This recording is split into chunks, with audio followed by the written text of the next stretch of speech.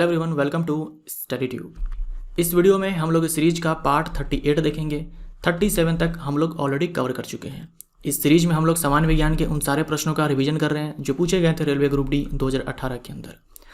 अब तक मैंने जितने भी पार्ट्स करवाए हैं यानी कि पार्ट 37 तक, अगर आप इन सब को देखना चाहते हो तो चैनल के प्लेलिस्ट को चेक करो। Question bank RRB group D 2018 नाम से एक प्लेलिस्ट मिलेगा, सारे ही पार्ट्स आपको उसमें मिल जाएंगे। पार्ट 37 तक हम लोगों ने कवर किया है 1210 सवाल। 1210 सवाल किया है। आज हम लोग स्टार्ट करेंगे इस पार्ट 38 में 1211 से। लेकिन इससे पहले हम लोग इस सवाल को बनाएंगे। ये हमारा क्वेश्चन नंबर 1209। क्वेश्चन नंबर ये 1209 है, पार्ट 37 का ये सवाल है। इस सवाल को मैंने करवाया था, वहाँ मैंने यहाँ जो गलत लिखा हुआ है वहाँ मैंने पढ़ लिया था कि सही कथन का चुनाव करें, बट एक्चुअल में क्या था, गलत कथन का चुनाव करें। और मैंने वहाँ पर आंसर मारा था सी, जो कि गलत है क्योंकि यहाँ पर गलत पूछा था तो ये आंसर हमारा नहीं होगा। हालांकि अब ये जो सवाल है उस वीडियो में आपको नहीं मिलेगा क्योंकि मैंने इस सवाल को वहाँ से उस पार्ट को, जितने पार्ट में ये सवाल मैंने करवाया था उसको हटा दिया है वीडियो से। और हटाया इसलिए क्योंकि मैंने इस सवाल को गलत बनाया था। जो भी मैंने आपको बताया पिछले वीडियो में, आप में से जिन्होंने भी देखा था, जिसने भी पिछले वीडियो में इस सवाल को देखा था, तो वहाँ जो मैंने एक्सप्लेन किया था वो बिल्कुल सही है, उसमें कोई दिक्कत नहीं है। जो भी मैंने आपको एक्सप्लेन किया वो बिल्कुल सही है, उसमें कोई दिक्कत नहीं है। कोई कहीं पर भी मैंने आपको गलत नहीं बताया है, ठीक है, कुछ भी मैंने गलत नहीं बताया है। एक जगह मैंने यहाँ पर मिस्टेक किया इसको एक्सप्लेन करने में, मैंने यहाँ पर जनरल ट्रेंड लगाया, बट ये अपवाद है। ये एल्यूमिनियम और मैग्नीशियम ये अपवाद है, तो यहाँ पर मैंने मिस्टेक किया। मैंने यहाँ पर जनरल ट्रेंड लगाया था लेकिन ये एक्चुअल में अपवाद का केस है, तो मैं मिस कर गया, मुझे ध्यान नहीं रहा कि ये अपवाद का केस है।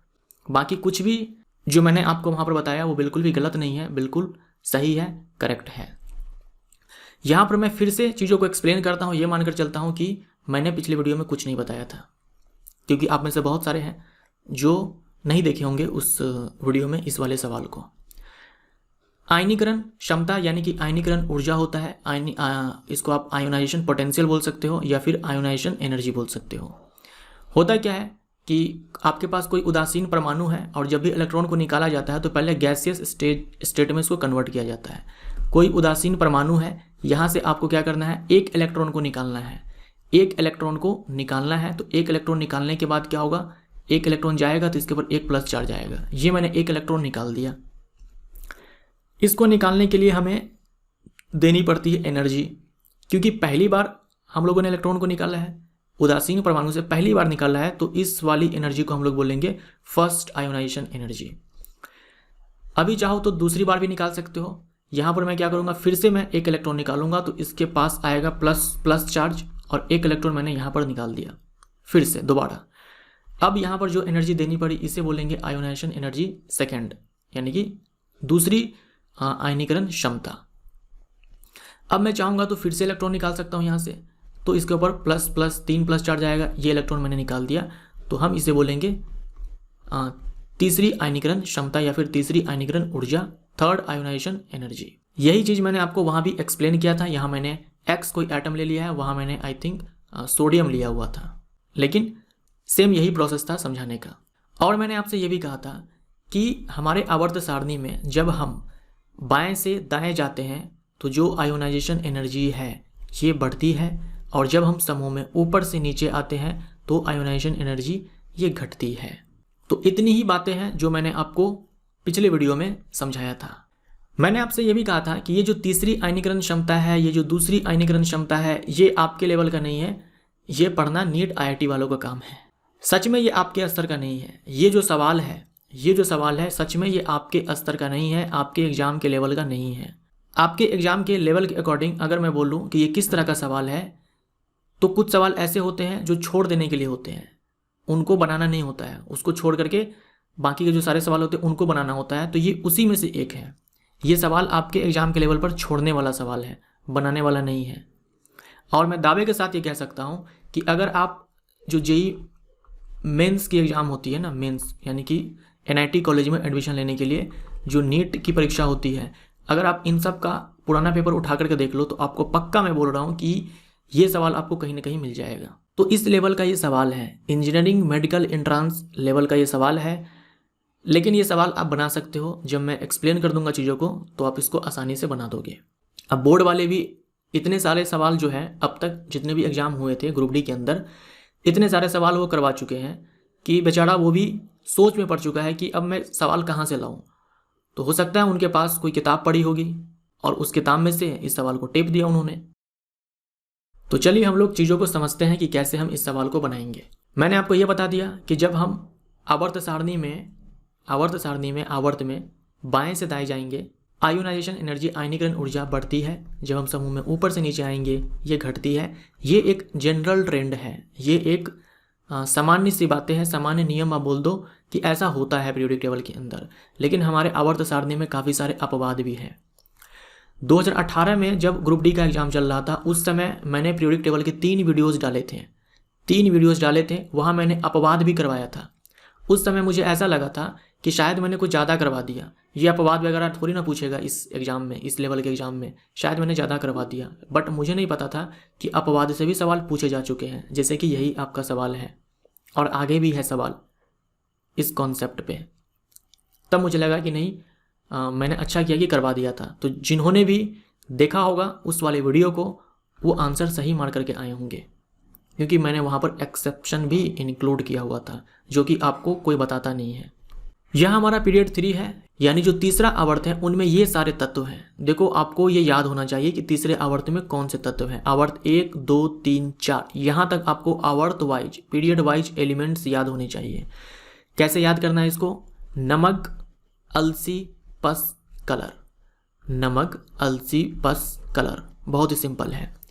तो इस जनरल ट्रेंड के अनुसार होना ये चाहिए था सोडियम का सबसे कम, इससे ज़्यादा मैग्नीशियम का, इससे ज़्यादा एल्यूमिनियम का, इससे ज़्यादा सिलिकॉन का, सिलिकॉन का, इससे ज़्यादा फास्फोरस का, फिर सल्फर का, फिर क्लोरीन का और फिर आर्गन का।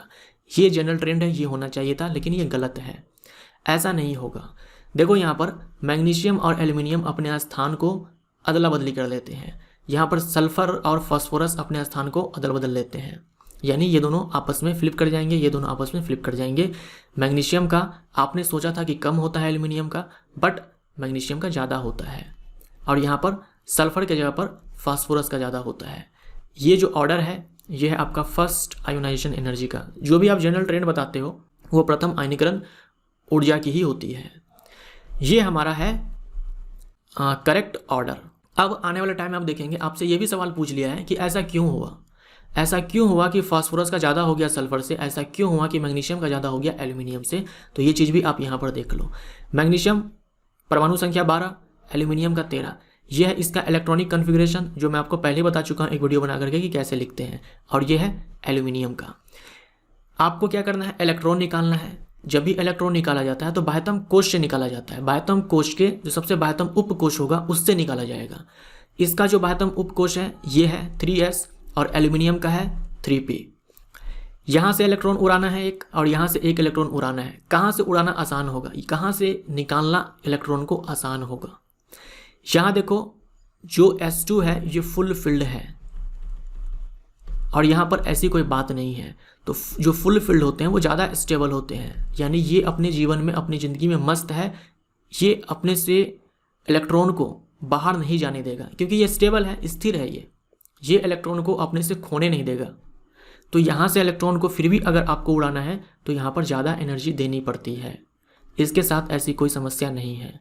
यही कारण है कि मैग्नीशियम की जो आयोनाइजेशन एनर्जी है ये एल्यूमिनियम से अधिक है। समझ में आया? इसीलिए मैंने आपको इलेक्ट्रॉनिक कन्फिगरेशन बताया था। अब देखो एक बार जब हम इलेक्ट्रॉन को बाहर निकाल देंगे तब हमारे पास यहाँ पर जो 3s2 है उसके पास एक इलेक्ट्रॉन बचेगा 3s1, और यहाँ पर जब हम एक इलेक्ट्रॉन उड़ा देंगे तो 3p0, तो मैंने हटा दिया इसको। 3p0 है तो मैंने इसको हटा दिया है, केवल यहाँ पर 3s2 बचेगा। अब यहाँ पर देखो यहाँ से जो हम इलेक्ट्रॉन को उड़ाना चाहेंगे, निकालना चाहेंगे, तो फिर से एनर्जी देनी पड़ेगी, यहाँ भी देनी पड़ेगी। अब यहाँ देखो ये S1 है, ये हाफ फील्ड है। S के अंदर मैक्सिमम 2 हो सकते हैं बट यहाँ पर 1 है तो ये हाफ फील्ड है। ये है हाफ फील्ड और ये है फुल फील्ड। मैंने आपसे क्या कहा था, हाफ फील्ड फुल फील्ड दोनों ही स्टेबल होते हैं, दोनों ही स्टेबल होते हैं। तो यहाँ पर आप ये वाला कॉन्सेप्ट नहीं लगा सकते हो कि कौन कितना स्टेबल है। यहाँ पर आप सिंपली जनरल ट्रेंड लगा दोगे। मैग्नीशियम के नाभिक में 12 प्रोटॉन, एल्यूमिनियम के नाभिक में 13 प्रोटॉन, तो नाभिक में आवेशों की संख्या यानी कि न्यूक्लियर चार्ज, नाभिकीय आवेश बढ़ने से आयोनाइजेशन एनर्जी बढ़ती है, क्योंकि इलेक्ट्रॉन को वो नाभिक अपनी ओर तेजी से खींचता है, ज़्यादा आकर्षण के साथ खींचता है, तो उससे इलेक्ट्रॉन को छीनना मुश्किल होता है। तो यहाँ पर नाभिक में 13 प्रोटॉन है, तो इस वाले इलेक्ट्रॉन को ये अपनी ओर ज़्यादा आकर्षित करेगा, तो यहाँ से इलेक्ट्रॉन को उड़ाना मुश्किल होगा। यानी जो हमारा सेकेंड आयोनाइजेशन एनर्जी है ये एल्यूमिनियम का ज़्यादा हो जाएगा मैग्नीशियम की तुलना में, ये एल्यूमिनियम का ज़्यादा हो जाएगा मैग्नीशियम की तुलना में, लेकिन जो फर्स्ट आयोनाइजेशन एनर्जी है उस केस में मैग्नीशियम का ज़्यादा होगा एल्यूमिनियम से। यहाँ तक आपको समझ में आया? अब आते हैं इस सवाल के ऊपर। जो पहला आपका विकल्प था, एल्यूमिनियम की पहली आयनीकरण क्षमता मैग्नीशियम की पहली आयनीकरण क्षमता से कम है, क्या ये सही है? एल्यूमिनियम की पहली आयनीकरण क्षमता मैग्नीशियम की पहली आयनीकरण क्षमता से कम है, तो ये जो हमारा स्टेटमेंट है ये सही है, हमें गलत चूज करना है। उसके बाद आ जाओ, पहले हम लोग पहली वाले को देख लेते हैं, उसके बाद हम लोग दूसरी तब तीसरी पर आएंगे। सोडियम की पहली आयनीकरण क्षमता मैग्नीशियम की पहली आयनीकरण क्षमता से कम है, सोडियम की पहली आयनीकरण क्षमता मैग्नीशियम से कम है, तो ये भी हमारा सही है, इसमें भी कोई दिक्कत नहीं है। अब आते हैं दूसरी के ऊपर। मैग्नीशियम की दूसरी आयनीकरण क्षमता सोडियम की दूसरी आयनीकरण क्षमता से अधिक है। आ जाओ, मैग्नीशियम की हम दूसरी आयनीकरण क्षमता निकालते हैं। मैग्नीशियम का इलेक्ट्रॉनिक विन्यास ये है, सोडियम का ये है। एक इलेक्ट्रॉन निकालने के बाद हमारे पास ये वाला कॉन्फ़िगरेशन बचेगा। एक इलेक्ट्रॉन मैंने यहाँ से उड़ाया तो 3s0, यहाँ से उड़ाया तो 3s1। अब जो हम यहाँ से इलेक्ट्रॉन निकालेंगे उसमें जो एनर्जी देनी पड़ेगी वो है दूसरी आयनीकरण क्षमता, दूसरी आयनीकरण ऊर्जा बोल दो आप। तो इसके पास 3s0 बचा, तो थोड़ी देर के लिए मैंने इसको यहाँ पर मिटा दिया क्योंकि इसके पास इलेक्ट्रॉन ही नहीं है। अब यहाँ पर जब हम इलेक्ट्रॉन को निकालेंगे तो यहाँ पर 2p से निकलेगा और यहाँ पर 3s1 से निकलेगा। ये देखो, ये है फुल फील्ड, p में मैक्सिमम 6 इलेक्ट्रॉन आ सकते हैं, और s ये है half field. Full field half field दोनों ही स्टेबल होते हैं। फिर यहाँ पर आप कौन सा कॉन्सेप्ट लगाओगे? नाभिक में प्रोटॉन वाला। नाभिक में प्रोटॉन जिसका ज़्यादा होगा वो इलेक्ट्रॉन को ज़्यादा आकर्षित करेगा, तो वहाँ से इलेक्ट्रॉन को खींचना मुश्किल होगा। लेकिन यहाँ पर ये वाला नियम भी काम नहीं करेगा। यहाँ पर जो सबका बाप है वो आएगा, वो है नोबेल गैस का कन्फिग्रेशन। नोबेल गैस का कन्फिग्रेशन, नोबेल गैस का कन्फिग्रेशन। आप जानते हो कि कोई सा भी आवर्त उठा लो, सबसे ज़्यादा जो आयोनाइजेशन एनर्जी है ये अक्रिय तत्व का होता है, नोबेल गैस का होता है, या फिर बोल दो नोबेल एलिमेंट का होता है। ऐसा क्यों? क्योंकि आप जानते हो नोबेल गैस के बाह्यतम कोश में 8 इलेक्ट्रॉन होते हैं।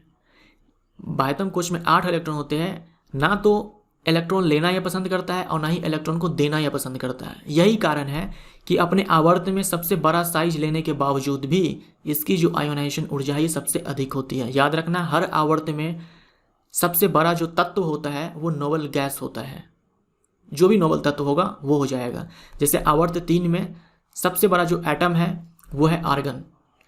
सोडियम से क्लोरीन तक जाओगे साइज छोटा होगा, लेकिन जैसे ही आर्गन आएगा सबसे बड़ा हो जाएगा। यानी सोडियम से भी पहले आर्गन आएगा, यहाँ पर सबसे बड़ा साइज इसका हो जाएगा। उसके बावजूद भी जो आयोनाइजेशन एनर्जी है इसकी अधिक होती है, क्योंकि इसके बाह्यतम कोश में 8 इलेक्ट्रॉन होते हैं। ये इलेक्ट्रॉन को लेना देना पसंद नहीं करते हैं।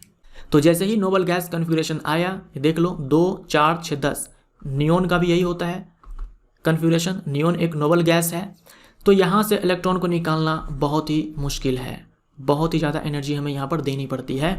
तो यहाँ से हमें ये पता चला कि जो सेकंड आयोनाइजेशन एनर्जी है ये सोडियम का ज़्यादा है मैग्नीशियम की तुलना में। यहाँ पर क्या लिखा था? मैग्नीशियम की दूसरी आयनीकरण क्षमता सोडियम की दूसरी आयनीकरण क्षमता से अधिक है, लेकिन क्या है यहाँ पर? कम है। ये हमारा आंसर हो जाएगा, यही गलत है। अब आ जाओ तीसरी आयनीकरण क्षमता के ऊपर। अब देखते हैं तीसरी आयनीकरण क्षमता को। यहाँ पर देखो आप, जब हम यहाँ से एक इलेक्ट्रॉन को उड़ा देंगे, पहले हम लोग यहाँ से उड़ाए थे, उसके बाद हम लोगों ने यहाँ से उड़ाया। अब हमारे पास जो कन्फिग्रेशन बचा है वो ये वाला बचा है। 2p6 था, एक हमने उड़ा दिया यहाँ से, तो 2p5 बचा। यहाँ पर 3s0 बचा क्योंकि यहाँ पर 3s1 था। तो मैं इसको यहाँ पर मिटा देता हूँ क्योंकि इसमें इलेक्ट्रॉन नहीं है।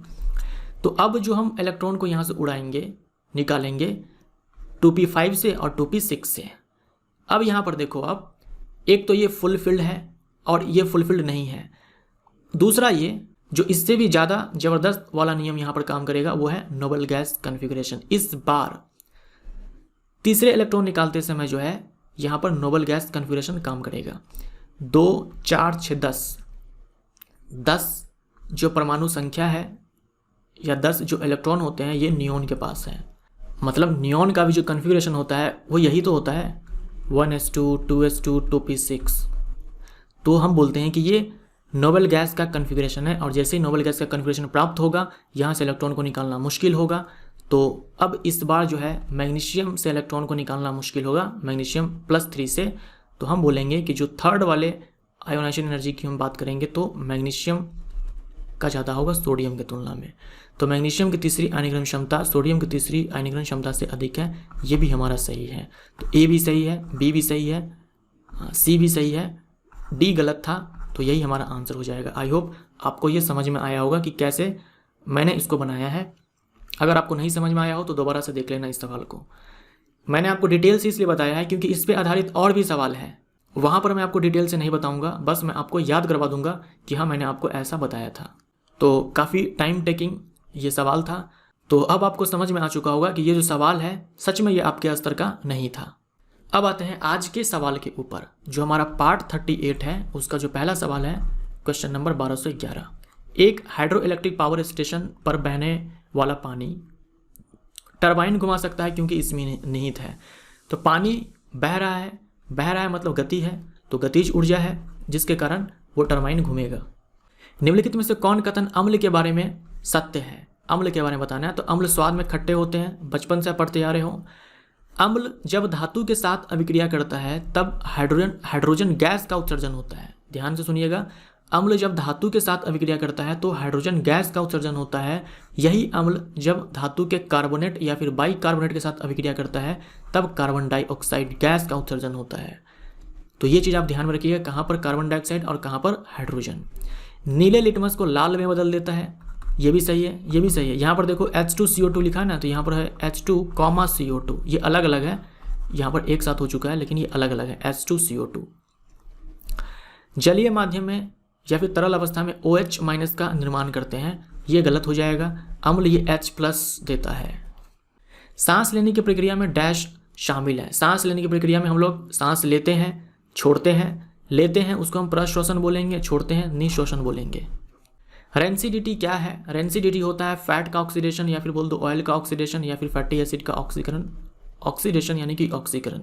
जो चिप्स कुरकुरे के पैकेट्स होते हैं उनमें से ऑक्सीजन को निकाल करके उसमें नाइट्रोजन गैस भर दी जाती है, क्योंकि अगर ऑक्सीजन हुआ तो चिप्स एंड कुरकुरे जो कि उसमें ऑयल है, फैट है, उसका हो जाएगा ऑक्सीडेशन, जिसके कारण क्या होगा, उसका टेस्ट खराब हो जाएगा, उसका स्मेल खराब हो जाएगा। तो इसी को बोलते हैं रेंसिडिटी। निम्नलिखित में से गलत कथन चुनना है। पृथ्वी की तुलना में कैपिटल जी का मान चंद्रमा पर छठा हिस्सा है, यह गलत हो जाएगा। पृथ्वी की तुलना में चंद्रमा पर स्मॉल जी का छठा हिस्सा है, कैपिटल जी का नहीं। मैं आपको पहले ही बता चुका हूं, जो कैपिटल जी है इसको बोलते हैं सार्वत्रिक गुरुत्वाकर्षण नियतांक। सार्वत्रिक इसलिए बोलते हैं क्योंकि इसका जो मान है ये पूरे यूनिवर्स के लिए कांस्टेंट है। पूरे यूनिवर्स में आप किसी भी प्लेनेट पर कहीं पर भी चले जाओ, जी का मान कांस्टेंट रहने वाला है। और ये कितना होता है 6.67 × 10⁻11 न्यूटन मीटर स्क्वायर पर kg स्क्वायर। यूनिट को ध्यान में रखना है और वैल्यू भी। चंद्रमा पर जी का मान पृथ्वी के बराबर होता है, ये हमारा सही है। यहाँ पर गलत पूछा था, आंसर हमारा यहाँ पर ए हो जाएगा। खैर अभी और चेक करते हैं क्योंकि यहाँ से हमें बताना है कि क्या आंसर है।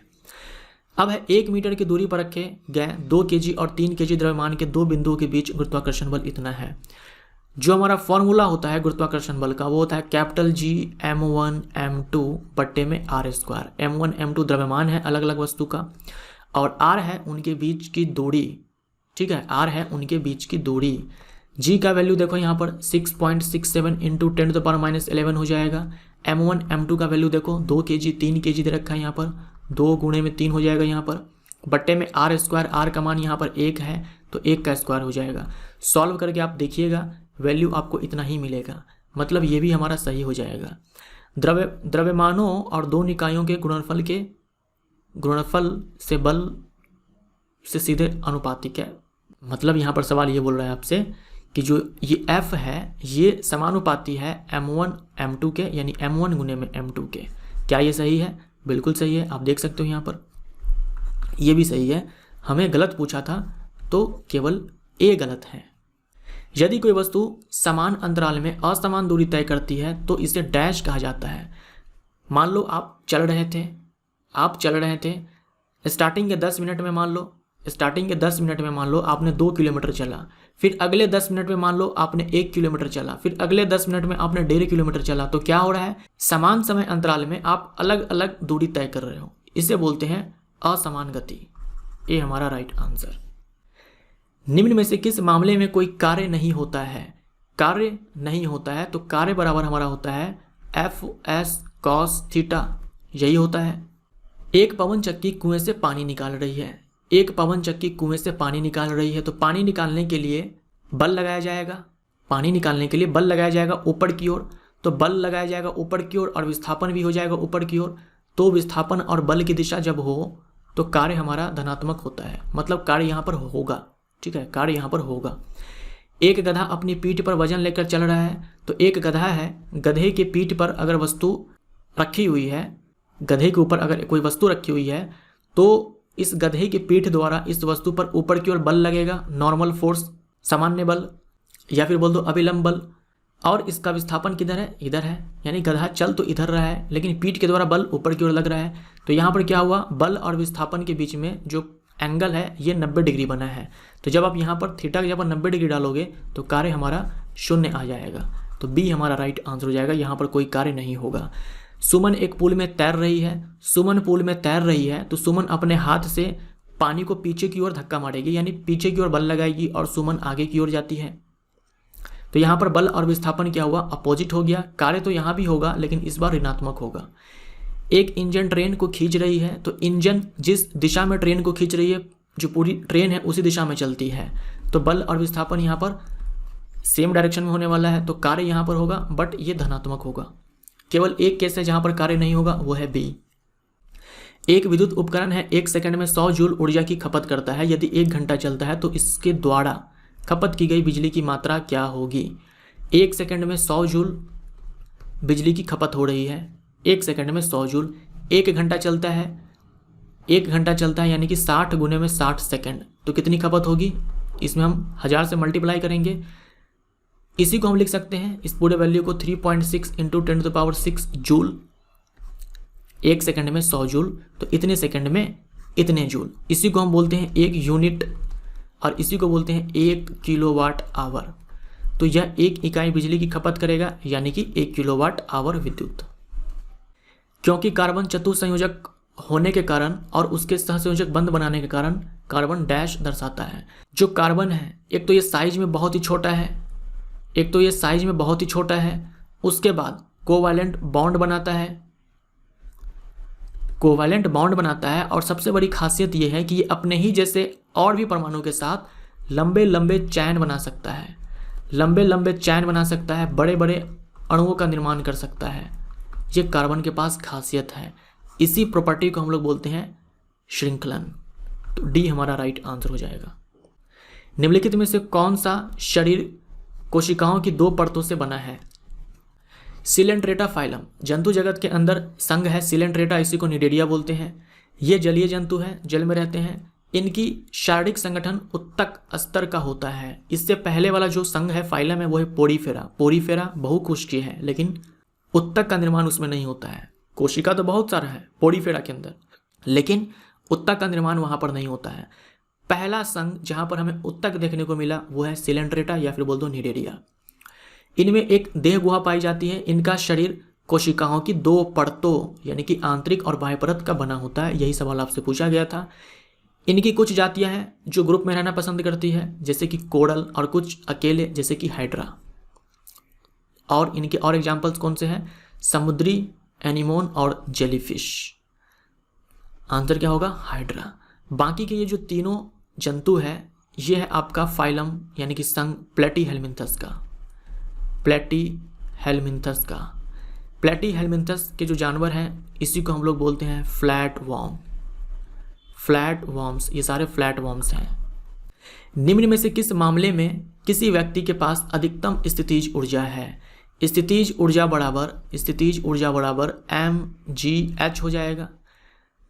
जितना ज़्यादा ऊंचाई होगा, पृथ्वी से जितना ज़्यादा ऊंचाई होगा उसके पास स्थितिज ऊर्जा उतनी ही अधिक होगी। तो कुर्सी पर बैठा व्यक्ति है, मेज पर बैठा व्यक्ति है, छत पर बैठा हुआ है, भूमि पर बैठा हुआ है, इसमें सबसे कम स्थितिज ऊर्जा है किसके पास? भूमि पर जो बैठा हुआ उसके पास है ही नहीं, क्योंकि बैठा हुआ है ज़मीन पे।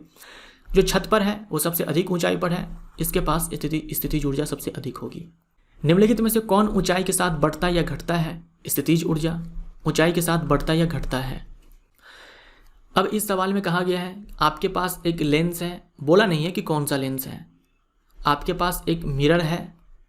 इस दोनों के लिए बोला गया है कि जो फोकल लेंथ है ये -20 सेंटीमीटर है। आपको बताना है कि लेंस कौन सा है और मिरर कौन सा है।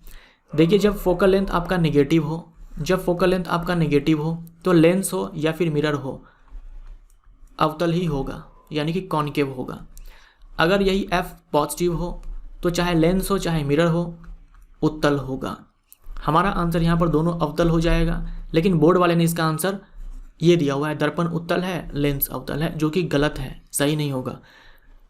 मतलब आप में से जिन्होंने भी ये वाला आंसर टिक मारा होगा जो कि सही है, उसके नंबर कट गए होंगे।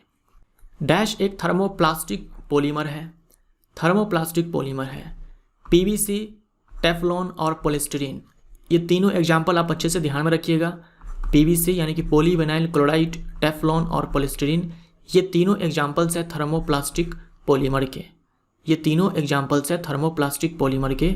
जो थर्मोप्लास्टिक पॉलीमर होते हैं, इसको जब आप हीट करोगे, गर्म करोगे तो ये सॉफ्ट हो जाएगा, और जब वापस आप इसको ठंडा करोगे, कूल करोगे, ये हार्ड हो जाएगा। ऐसा थर्मोप्लास्टिक पॉलीमर के साथ किया जा सकता है, और ये बार बार किया जा सकता है।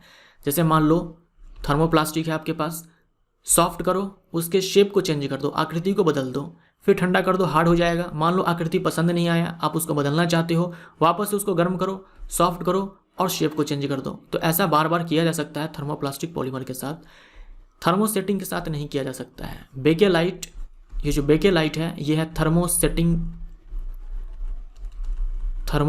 पॉलीमर। सी हमारा राइट आंसर।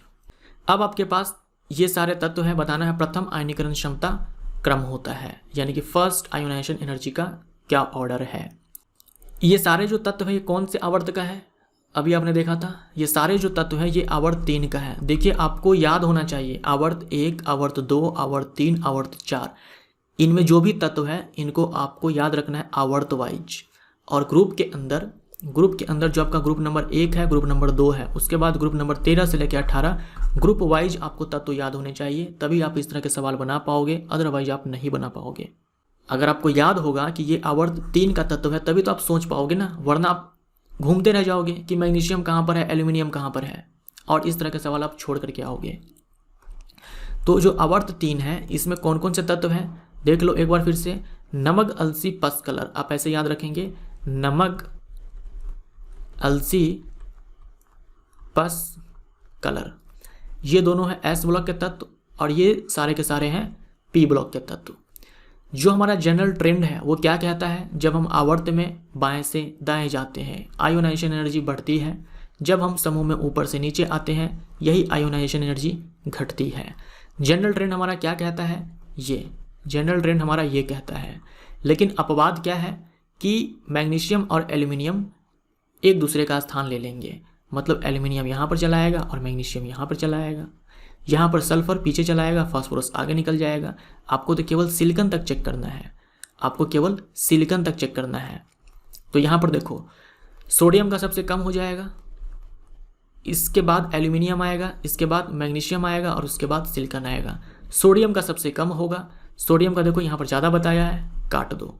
सोडियम का देखो यहाँ पर ज़्यादा बताया है, काट दो। सिलिकॉन का सबसे ज़्यादा होगा, लेकिन सिलिकॉन का देखो यहाँ पर कम बताया है एल्यूमिनियम से ज़्यादा है ना सिलिकॉन का, तो ये भी काट दो। हमारा आंसर यहाँ पर बी हो जाएगा। देखो विकल्प किस प्रकार से दिया हुआ है, ये जो ऑर्डर दिया हुआ है यहाँ पर साइन देखो आप, less than, greater than, less than, यहाँ पर देखो less than, less than, less than. Sodium का दे रखा है, सोडियम से ज़्यादा मैग्नीशियम का है, क्या ये बात सही है? बिल्कुल सोडियम से ज़्यादा मैग्नीशियम का है, ठीक है। लेकिन मैग्नीशियम का एल्यूमिनियम से भी तो ज़्यादा है ना, तो यहाँ पर ग्रेटर देन एल्यूमिनियम लिखेंगे। और सबसे ज़्यादा सिलिकॉन का है तो यहाँ पर क्या हो जाएगा, ग्रेटर देन सिलिकॉन।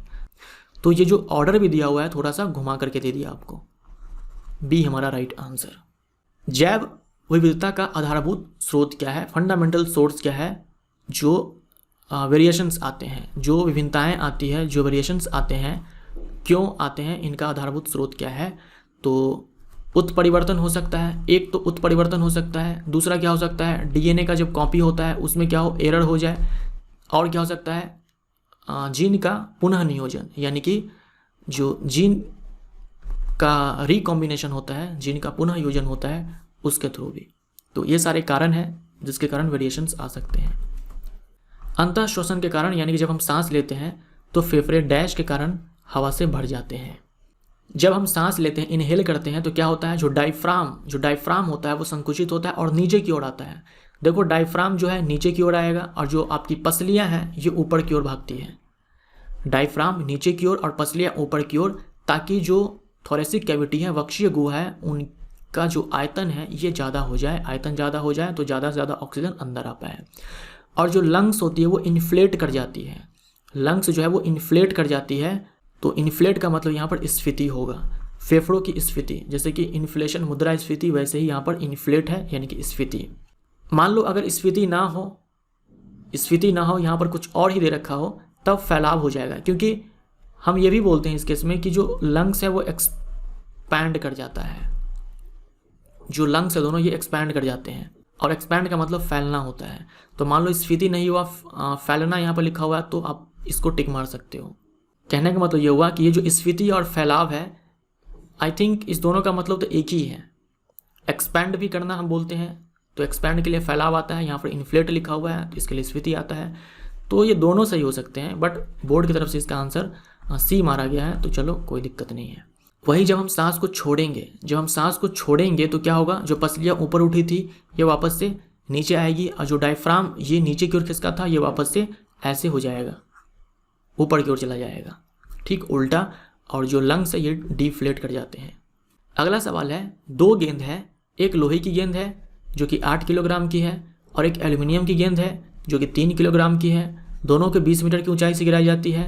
10 मीटर की ऊंचाई पर इनमें से कौन सी राशि समान होगी। त्वरण हो जाएगा, त्वरण यानी कि गुरुत्वीय त्वरण, वो भी कितना होगा, 9.8 मीटर पर सेकेंड स्क्वायर। देखो कैपिटल स्मॉल जी बराबर होता है हमारा कैपिटल जी कैपिटल एम बटे में आर स्क्वायर, ठीक है। यहाँ जो m होता है ये द्रव्यमान है, लेकिन किसका, प्लेनेट का, ग्रह का, वस्तु का नहीं। जो वस्तु गिर रहा है, जैसे यहाँ पर 8 किलोग्राम 3 किलोग्राम लिखा हुआ है, इसके द्रव्यमान पर डिपेंड नहीं करेगा। ये जो द्रव्यमान लिखा होता है यहाँ पर कैपिटल एम, ये ग्रह का होता है, ना कि वस्तु का होता है। जब आप सवाल बनाते हो तो चाहे वस्तु का द्रव्यमान जो भी हो, आप देखते हो ना जी का मान आप 9.8 ही लेते हो। क्यों लेते हो, क्योंकि वस्तु के द्रव्यमान पर तो ये डिपेंड ही नहीं कर रहा है, और ना ही वस्तु के साइज पर। यहाँ जो आर लिखा हुआ है ये त्रिज्या है किसका, ग्रह का, ना कि उस वस्तु का। तो ये चीज़ आप ध्यान में रखिएगा। जब आप जी का वैल्यू यहाँ पर डालोगे, जब पृथ्वी का द्रव्यमान आप यहाँ पर डालोगे, जब त्रिज्या यहाँ पर डालोगे, और जब आप इसको सॉल्व करोगे, तब आपका वैल्यू 9.8 ही आएगा, जो आप याद करते हो। डी ब्लॉक के तत्व किस में पाए जाते हैं, जो आपका समूह 1 है और जो समूह 2 है, ये है आपका एस ब्लॉक का तत्व। समूह 3 से लेकर के समूह 12 तक ये है आपका डी ब्लॉक का तत्व।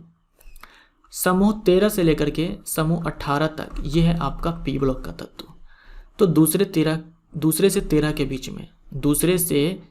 बीच में, तो यही हमारा आंसर हो जाएगा।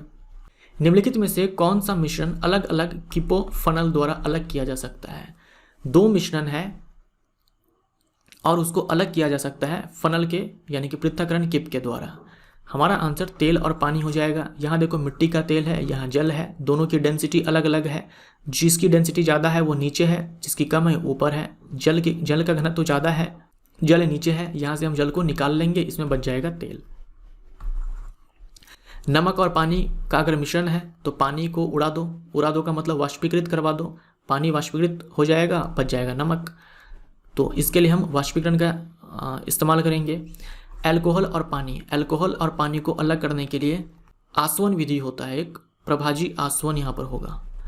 प्रभाजी आसवन विधि का हम इस्तेमाल करते हैं जब दोनों कंपोनेंट के बीच में, जैसे यहाँ अल्कोहल है और पानी है, इनका जो क्वथनांक होता है, इन दोनों का जो क्वथनांक है उसके बीच अंतर 25 केल्विन से कम होना चाहिए। तो अल्कोहल का जो क्वथनांक है, पानी का जो क्वथनांक है, उसके बीच का जो अंतर है वो 25 केल्विन से कम है। तब हम इसको अलग करने के लिए प्रभाजी आसवन विधि का इस्तेमाल करते हैं। अल्कोहल और आयोडीन, इसको अलग करने के लिए हम लोग सिंपली आसवन विधि का इस्तेमाल करेंगे। डिस्टिलेशन, यह है फ्रैक्शनल डिस्टिलेशन और यह है सिंपली डिस्टिलेशन। आसवन विधि का इस्तेमाल हम तब करते हैं जब दोनों घटकों के बीच जो क्वथनांक है उनके बीच का अंतर अधिक हो। एक गोलाकार दर्पण जिसकी परावर्तक सतह अंदर की ओर मुड़ी हुई होती है कहलाता है। ये एक दर्पण है, परावर्तक सतह अंदर की ओर है, यानी हम पॉलिश्ड करेंगे बाहर की ओर, पॉलिश्ड करेंगे बाहर की ओर, लाइट ऐसे आएगा और टकराएगा। ये परावर्तक सतह है अंदर वाला। कौन सा दर्पण है ये? अवतल। ये हमारा राइट आंसर। और उत्तल ऐसा होता है, उत्तल में जो परावर्तक सतह है वो उठा हुआ होता है, उबड़ा हुआ होता है। ये निम्नलिखित में से कौन सा कथन अम्ल के बारे में सत्य नहीं है? अम्ल के बारे में बोला है सत्य नहीं है। यह जलीय माध्यम तरल अवस्था में H+ निर्माण करता है, ये तो सही है, हमसे गलत पूछा है। स्वाद में कड़वा होता है, ये गलत है, ये सही नहीं है, बी हमारा राइट आंसर। नीले लिटमस को लाल परिवर्तित करता है, ये सही है। H2 का निर्माण करता है धातु के साथ अभिक्रिया करने के बाद, और CO2 का कार्बोनेट्स के साथ या फिर बाइकार्बोनेट के साथ, ये भी सही है। जीन उत्परिवर्तन निम्न में से किसके कारण होता है? जीन म्यूटेशन होता है डीएनए में सडन चेंज के कारण। डीएनए में सडन चेंज के कारण, सडन चेंज बोलना जरूरी है, अचानक से इसमें क्या होता है? चेंज होता है, इसी को हम लोग म्यूटेशन बोलते हैं। डीएनए के अंदर जो नाइट्रोजन बेसेस होते हैं वो कौन कौन से हैं? Adenine, guanine, cytosine, thymine. इनके जो सीक्वेंस होते हैं इनमें चेंज आता है, तो नाइट्रोजनी क्षारों के अनुक्रम में परिवर्तन। जब एक संपीड़ित स्प्रिंग को छोड़ा जाता है तो यह अपनी स्थितिज ऊर्जा को डैश में बदल लेता है। मान लो एक स्प्रिंग है, आपने उसको दबा दिया, आपने एक बल लगाया और आपने उसको दबा दिया, आकृति चेंज। जब आप छोड़ोगे तो पहले वाली आकृति में वो चला आएगा, वो जो स्प्रिंग है पहले वाली आकृति में चला आएगा। ऐसे वस्तु को हम क्या बोलते हैं? Elastic object. Elastic object. तो जब हम इलास्टिक ऑब्जेक्ट पर फोर्स लगाते हैं, बल लगाते हैं, उसकी आकृति को चेंज करते हैं, तो उसके अंदर स्टोर हो जाती है elastic potential energy. Elastic potential energy. तो ये जो संपीड़ित स्प्रिंग है इसके पास कौन सी एनर्जी है? इलास्टिक पोटेंशियल एनर्जी, यानी कि प्रत्यास्थ स्थितिज ऊर्जा। जैसे ही हम छोड़ेंगे यही इलास्टिक पोटेंशियल एनर्जी ये कन्वर्ट हो जाती है काइनेटिक एनर्जी के अंदर, गतिज ऊर्जा। डैश अल्प विकसित बच्चे को जन्म देता है। ये सवाल ऑलरेडी मैं आपको करवा चुका हूं। अल्प अपरिपक्व बच्चे को जन्म देता है कंगारू। कंगारू के पास मार्सुपियल थैली होता है, मार्सुपियल पाउच होता है। जैसे मनुष्य है, मनुष्य के अंदर, महिला के अंदर जो बच्चा होता है उसके गर्भाशय में 9 महीने तक उसका डेवलपमेंट होता है। कंगारू के केस में ऐसा नहीं है, वो एक अपरिपक्व इमेच्योर बच्चे को जन्म देता है, फिर उसका जो डेवलपमेंट है ये मार्सुपियल पाउच में होता है। जो आपका क्लास मैमेलिया है, जो क्लास मैमेलिया है इसके अंदर 3 सब क्लास होते हैं। एक है आपका प्रोटोथीरिया, दूसरा होता है मेटाथीरिया, और तीसरा होता है यूथीरिया। ये जो खरगोश है या फिर हम जो मनुष्य है, जो भी आप जानवर जानते हो जो अपने से बच्चे को जन्म देते हैं, वो यूथीरिया के ही अंदर आते हैं। तो जो कुछ भी आप पढ़ते हो जंतुओं के बारे में, स्तनधारी के बारे में, खास करके स्तनधारी के बारे में जो कुछ भी आप पढ़ते हो वो यूथीरिया के ही बारे में होता है। प्रोटोथीरिया के अंदर वो जानवर आते हैं जो अंडे देते हैं, अंडे देने वाले जो स्तनधारी है, अंडे देने वाले जानवर नहीं, माफ़ करना मैंने अंडे देने वाले जानवर बोल दिया है, अंडे देने वाले स्तनधारी, क्योंकि हम लोग स्तनधारी के अंदर हैं। अंडे देने वाले स्तनधारी प्रोटोथीरिया के अंदर आते हैं। इसमें आपको 2 एग्जाम्पल्स ध्यान में रखना है। एक है एकिडना, इसी को स्पाइनी एंड ईटर बोलते हैं। दूसरा है डक बिल प्लेटिपस। ये 2 नाम आपको ध्यान में रखने हैं, एकिडना एंड डक बिल प्लेटिपस। ये स्तनधारी है जो अंडे देते हैं। ये जो प्लेटिपस है ये अंडे भी देते हैं और दूध भी देते हैं। ये एकमात्र जानवर है जो कि अंडे भी देते हैं और मिल्क भी देते हैं, मिल्क प्रोड्यूस भी करते हैं। मेटाथीरिया के जो जानवर होते हैं इनके पास क्या होता है, मार्सुपियल पाउच होता है। मार्सुपियल क्या होता है, पाउच होता है, जैसे कि कंगारू। हमारा आंसर यहाँ पर बी हो जाएगा। ये हमारा पार्ट 38 है। मिलते हैं हम लोग नेक्स्ट पार्ट में। Thank you so much.